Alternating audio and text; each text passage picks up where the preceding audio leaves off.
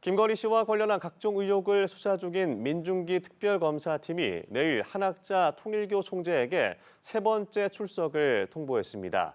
권성동 의원과 김상민 전 검사에 대한 구속 여부도 이번 주 줄줄이 결론나 특검 수사 분수령이 될 전망입니다. 한채희 기자입니다.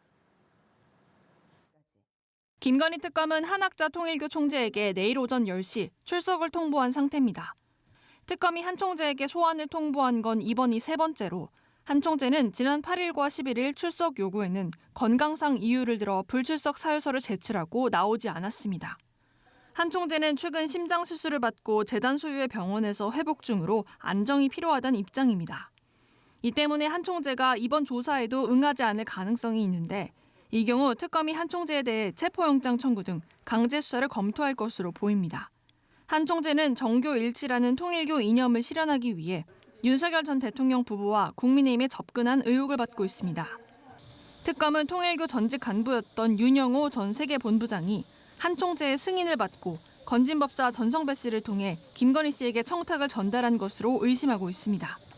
이런 가운데 특검은 이번 주 예정된 통일교 청탁 의혹과 매관매직 의혹에 연루된 핵심 인물들의 영장실질 심사도 대비하고 있습니다. 통일교 측으로부터 1억 원대의 불법 정치자금을 받은 혐의를 받는 권성동 국민의힘 의원의 영장심사가 오는 화요일 서울중앙지법에서 열립니다. 통일교가 국민의힘 당대표로 권 의원을 지원하기 위해 교인들을 입당시켰다는 의혹도 있는데 특검은 권 의원의 개입 여부 역시 수사 중입니다. 오는 17일에는 김건희 씨에게 고가의 그림을 건네 청탁을 한 혐의를 받는 김상민 전 검사의 심사가 예정돼 있습니다. 김 전 검사는 1억 원이 넘는 이호환 화백의 그림을 김 씨의 오빠 김진우 씨에게 전달해 이를 대가로 지난해 총선 공천을 받으려 하고 또 국정원 법률특보에 임명된 혐의를 받습니다.